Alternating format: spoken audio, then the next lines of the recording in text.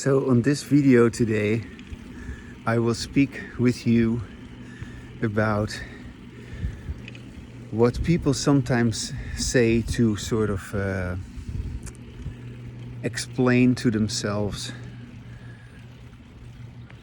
why things are the way they are. They are not explaining anything. They are basically trying to say that things are the way they are. Yeah, when you say that things are the way they are, you're not explaining anything. You're simply letting your language fit with what is going on. And so there's no explaining to do when things are just what they are. And you understand that it is that way. Things are the way they are because, yeah, everything is always the way it is. And it can only be the way it is because of how it has been. And yeah, if there were other circumstances, if there were other ingredients, things would be different. But in absence of these ingredients, it is just what it is. And I would like to mention this one very important ingredient, which is, of course, what I address. That is embodied language. Yeah. I mean, embodied language is the language which allows you to let things be what they are. And then you are not explaining anything.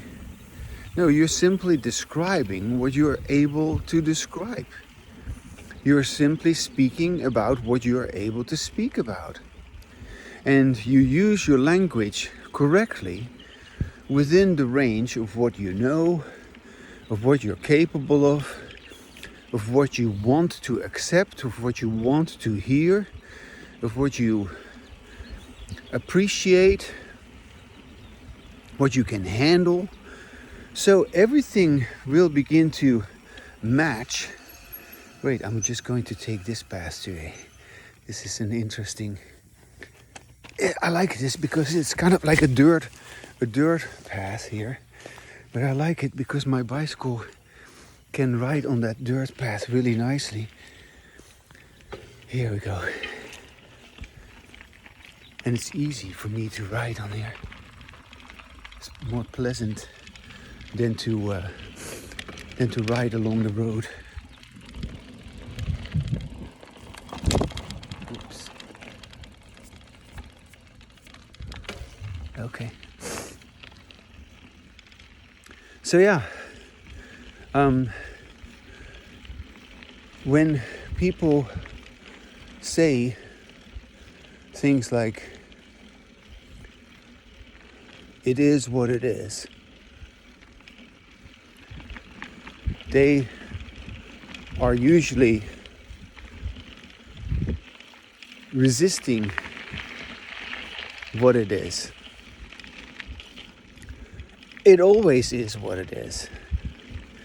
And to say it is what it is sort of implies that there is a possibility to let it not be what it is.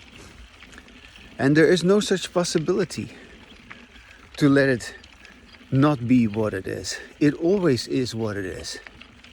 So to say it is what it is a moot point, is ridiculous to say. Yeah? And whatever you say is whatever you say. Whatever you are able to say is whatever you are able to say. And there's nothing wrong with that. This is actually how you are going to be able to say what matters to you.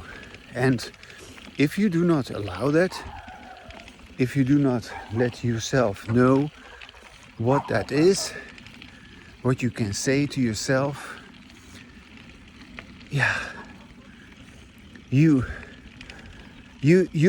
just fooling yourself. And yeah, that is what we do with our disembodied language. We fool ourselves. We fool ourselves into believing that things can be different from how they are, when in fact they are what they are, and you refuse to accept them as they are because you never describe it to yourself in the way that it really is. And you can't. With your disembodied language, you cannot do it, because with your disembodied language, you're not listening to yourself. So this is the big issue. The missing ingredient in your way of using language is that you do not listen to yourself. Now, do you hear me? Do you see me? Can you recognize? Of course you can. Yeah. You just need to now do what I do. Not because I tell you, but because you can also do this yourself. You can also talk and listen to yourself. Yeah, and if you simply do that, you simply talk and listen to yourself, and you let yourself know what is going on with you, your life. Only you and your life. And yeah, initially it may still seem a little strange, just you talking with yourself. But just get used to it. Just hear me. Am I used to it? Of course I'm used to it. And how did I get used to it? Well, I got used to it because I got tired of talking with other people in the way that they wanted me and others to talk. I got frustrated with it. I got tired of it. I didn't find it meaningful. I didn't find it useful. I found this to be more useful. I found this to be more enjoyable. And yeah, so I started to do this, and I never quit doing this. Yeah, when I discovered that I could talk with myself, was somewhere, I believe, in my early 20s. I remember there was a time that I was working. I was working for the city. I had a job through an employing agency, and I was working for the city. I was cleaning the street, and I was having a little electric cart with big buckets on it. And I was going with this electric cart. You could go only very slow with it. I would go through the street in a particular area of town, which was my area. And I was sweeping with a broom, a big broom, made of branches, tiny branches. And I was sweeping the street with that broom and throwing all the dirt in these big buckets. And then I would drive back to the post where I came from and empty these buckets. And that I would do the whole day, sweeping the streets of my hometown, The Hague. And yeah, it's amazing how, in those days, I actually, when I started doing that, I did it for quite some years because I enjoyed doing that. I just enjoyed being out on the street, in the neighborhood, and doing something very simple. And so, but when I started doing that, I was doing that, and there was this older guy. His name was Bud, and he was a real nasty man, actually. Although he wasn't particular. Yeah, he was nasty, but he was also okay in a sense, because he was an alcoholic. and and he had his little stops in the area where we would sweep the streets, and the little stops where he would get some beer during work. Yeah, we also took some illegal dumps. You know, like people had to get rid of some trash, and we would take it in, or we would even sell sometimes something and make some extra money on the side. Anyways, I was cleaning the streets with Bud, and Bud let me do most of the work. By the way, he remained seated in the little cart, and he would let me drive it, and he would just smoke cigarettes also with me in that little cabin. I was sitting in his smoke. Anyways, but sometimes Bud would also be outside sweeping the streets, and then I would just come after him after he was done, and I would just pick up the little piles of crap and trash that he had swept together, and I would pick it up with a shovel and with a broom and throw it into my cart. And so whenever we were doing that, I was riding behind him. And he would just walk ahead, and he would also talk. He would know everybody in the neighborhood, and everybody would know him. And I would just be seated there in my cart by myself, and I would just talk. I began to talk out loud with myself, and as I was doing that, it was just so peculiar, because I said, "Oh, this motherfucker is again smoking, or is again drinking, or, you know, he's going really slow." But okay, we did what we had to do. You know, I have to give him that. He, in spite of his, he was a functioning alcoholic, so to speak. He was still working, and we got it done. And sometimes there was, of course, more dirt than other times, but we always got it done.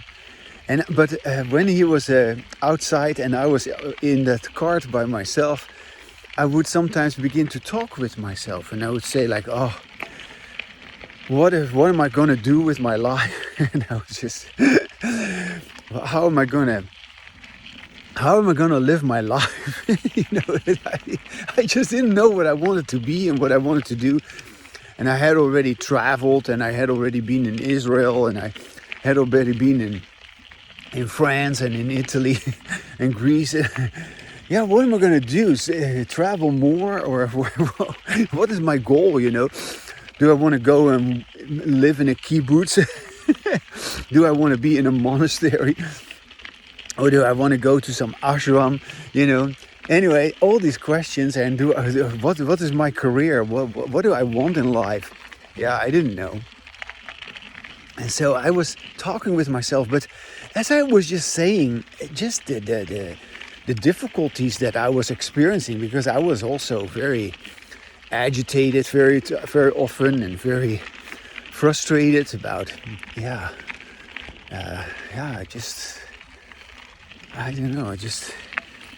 I was just unresolved, let me put it this way. I had no clue what I was doing and why I was doing what I was doing. I was just following my genes, and I was all over the map, and I was still smoking pot sometimes, or, you know, in those days, a lot of people did that. And, but I was talking with myself, and I just was stunned. I was just absolutely amazed that every time I began to talk with myself, I could just feel a sense of comfort that, that felt so good. And it just felt so instantly pleasant and happy. And I just go like, how can that be? I'm just talking with myself, and then all of a sudden I feel good. And it was because I listened to myself. And I started to just say, okay, I guess this is it. I just talk with myself and I'll see where that takes me. And that's what I did. And even though there were times that I did a little bit less of it, I kept on doing this. I kept talking with myself and I kept listening to myself. And it is so strange also how it is now for me to talk with myself, because back in those days, it was really like, oh wow, I'm listening to myself. So which basically just indicated that I wasn't listening to myself before. But nowadays, I don't have that experience at all. I'm always listening to myself. But in those days, it felt like that listening to myself, that is really something. I gotta continue with that. Why am I not doing that? Why do I lose touch with that so quickly? And why is it so elusive? Why can I not continue doing that? Because it makes me feel so good. And it means so much to me. So as I began to explore that, and as I began to become clear about that, it just kept on amazing me that it is so simple. It's just me talking with myself out loud. And me hearing myself. And look where I am right now. I'm here riding my bicycle here in Chico. And it's still early. Oh, here they did a burn here on the field. They preemptively burned that field. Do you see it? It looks really horrible. But yeah, they preemptively burned that field to prevent a possible fire from breaking out. Because unfortunately, these fires, they happen so often. And by preemptively burning this field, they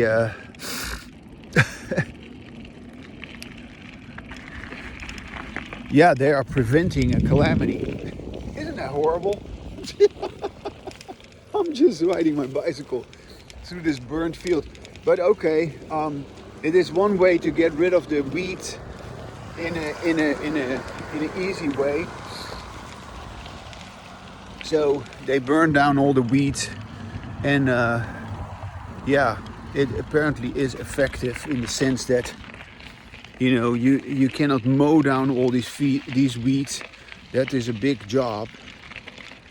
So that's why burning it down is easier. But it's not a pleasant sight. Anyway, I'm riding my bicycle through it.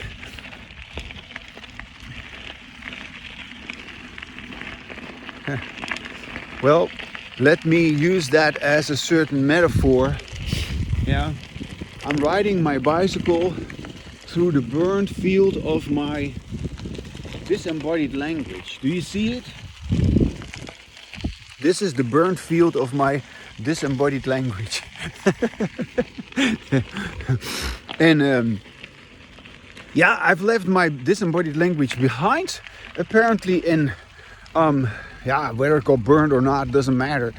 What matters is that I'm having embodied language, and that I continue with embodied language, and that everything that pertained to the way of talking, which has no relevance to me, has been left behind. And so I feel so fortunate that I am where I am, and that I can be how I am. Yeah, because there's no difference between who I am and what I am and where I am. Everything to me feels like fitting.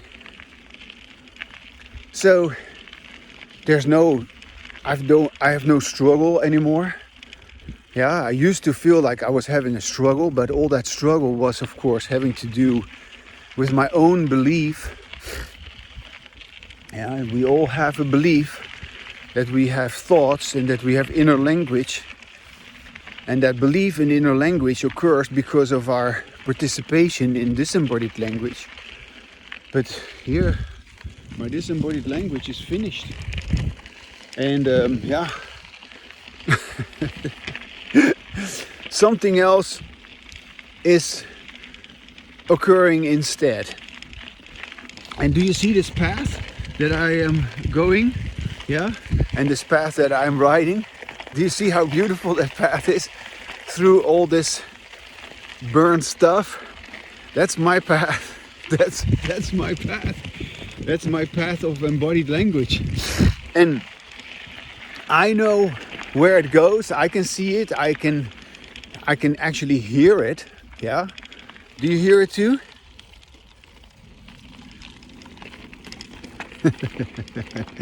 Yeah.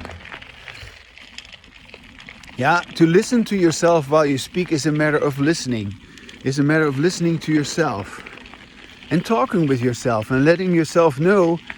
That's a very important part. Letting yourself know that what you say to yourself is important. So this is one of the reasons why people don't want to do this, why they don't talk with themselves. They believe that and of course this is something that has happened over and over again. They believe that what they would say to themselves is not important.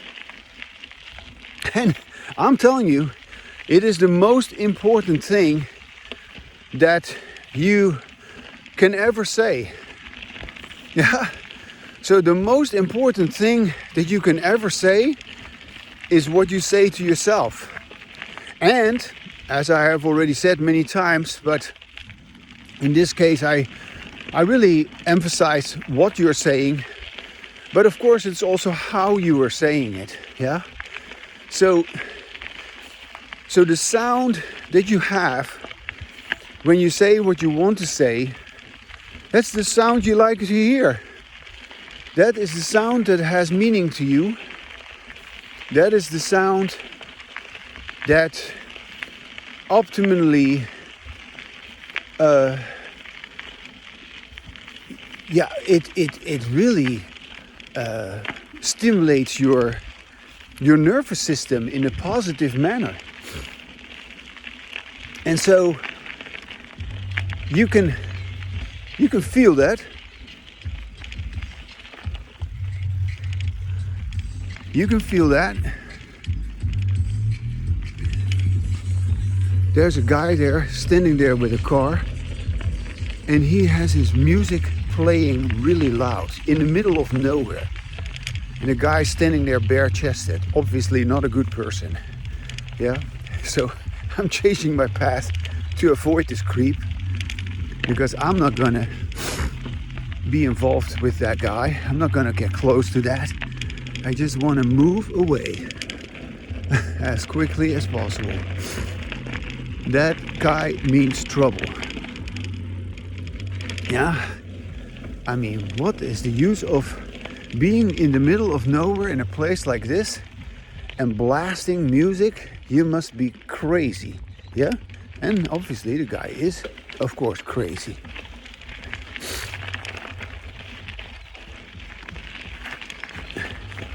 It's interesting because I can see from a distance that as he saw me drive away, he got back in his car, which he had parked on a parking lot, and now he's driving away. Yeah, no way I'm gonna be involved with that.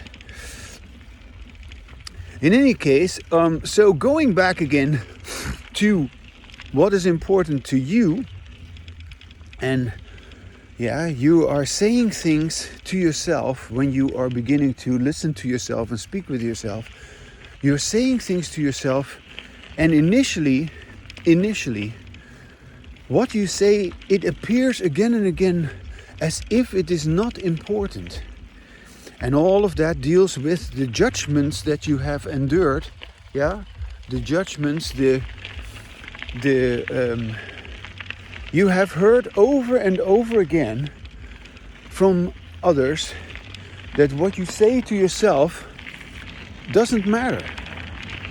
You have, on the other hand, been led to believe that what you say to others or what others say to you, that is the only thing that matters.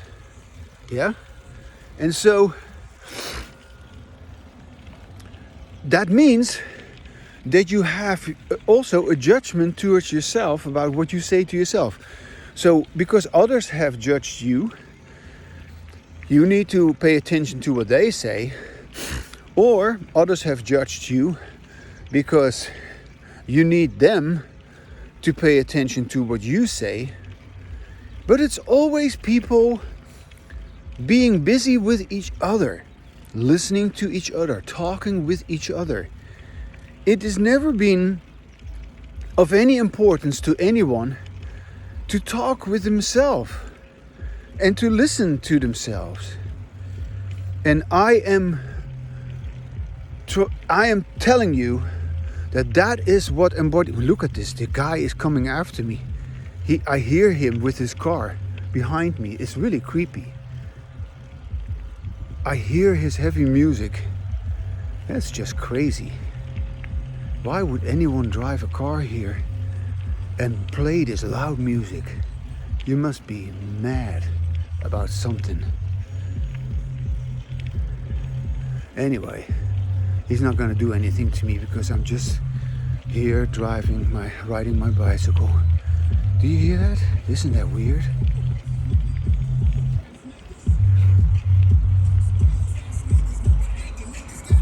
Yeah, it's just totally nuts.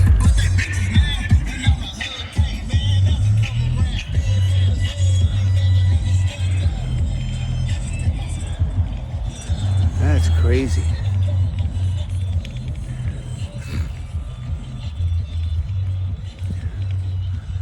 Yeah. Anyways, I have nothing to do with it. He drove on and that's good. I'm just continuing my way.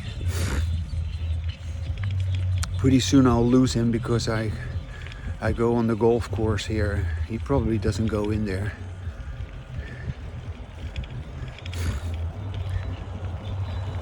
But you can just tell he was having his hand hanging out of the window with a lot of tattoos on it. And I didn't turn my phone towards him. I could have filmed him, but that I didn't do. Man, that's creepy. But there's all these creepy people all over the place.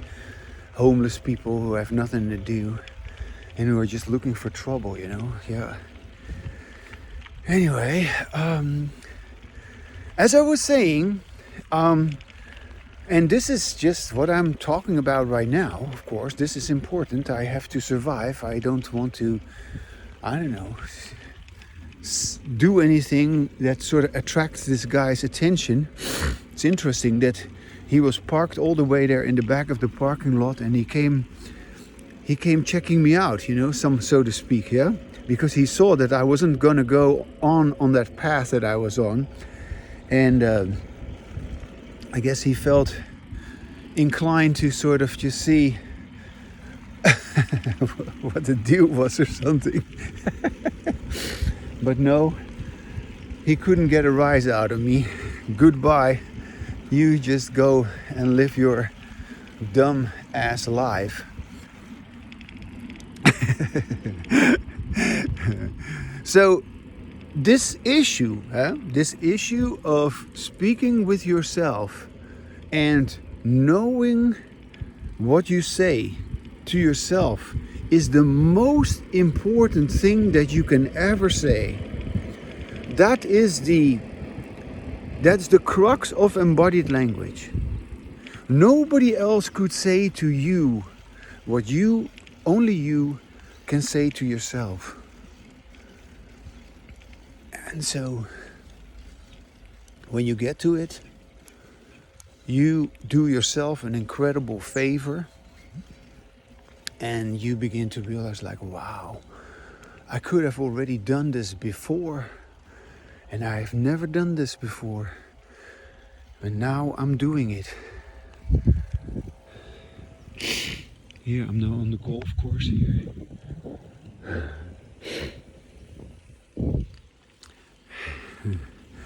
And yeah, I hope you get to it in 2025, because I want you to, yeah.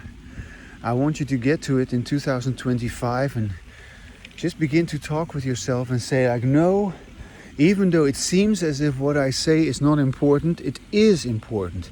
I just gotta let myself know that what I say to myself is more important than what others say to me or what I say to others.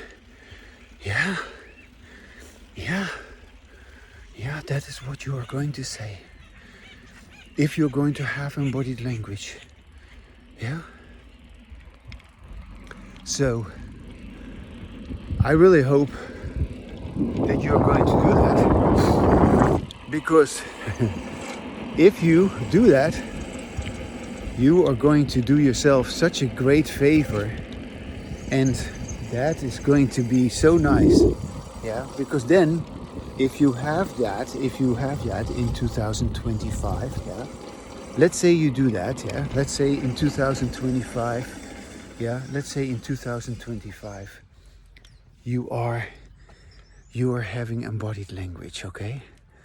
Just like me, yeah. I'm gonna walk with you over this bridge. Do you see this bridge down there? I'm gonna go down here, and I'm gonna walk with you over this bridge.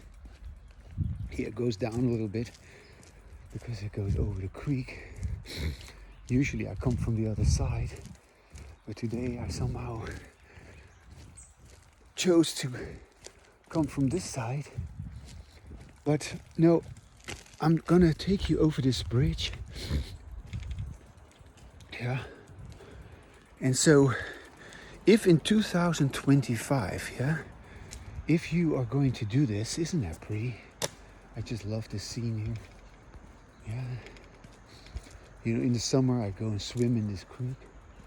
And it's always so nice. Oh, let me just stand like this.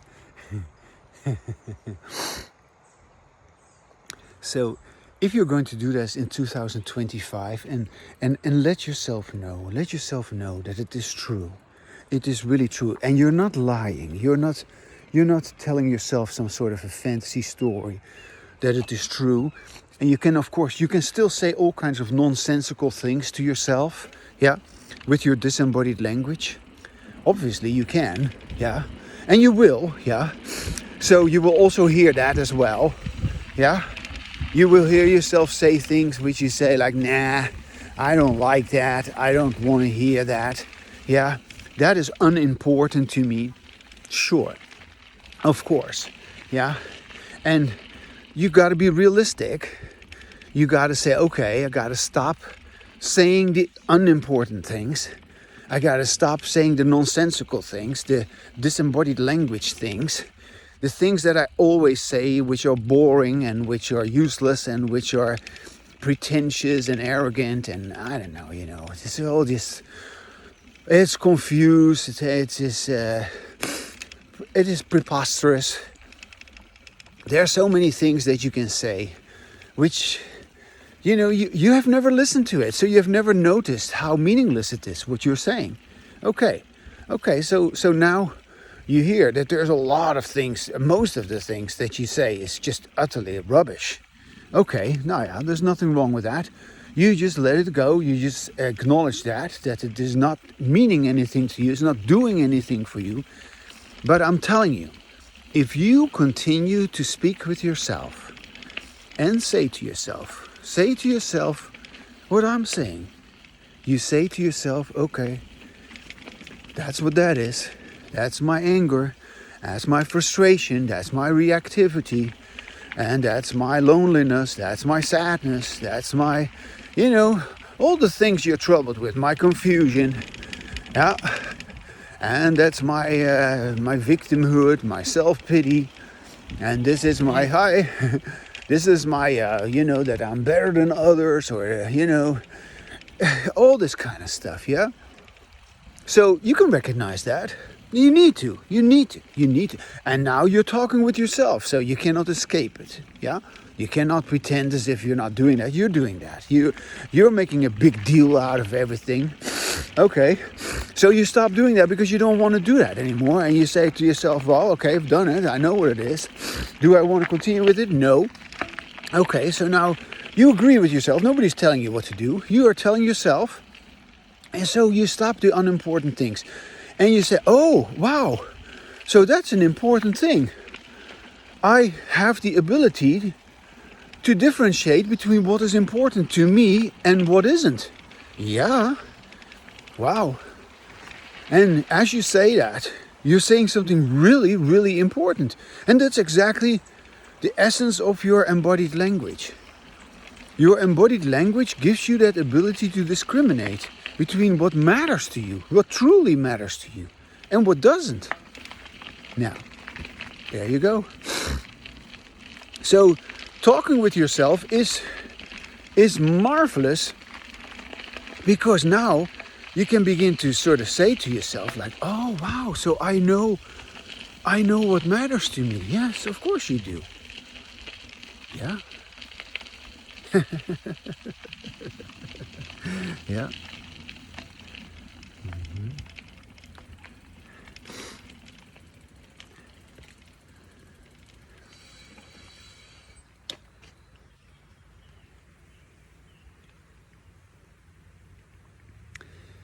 And as you continue in 2025, you're going to look forward to 2026, where we are going to have this conversation with each other. Not with each other, we're going to have that conversation with ourselves while we're talking with each other. Yeah. So this is the conversation we're having with each other. This is what happens when we have embodied language together. And yeah, we have already put a whole lot of history behind us once we get to that. And we will continue to do that.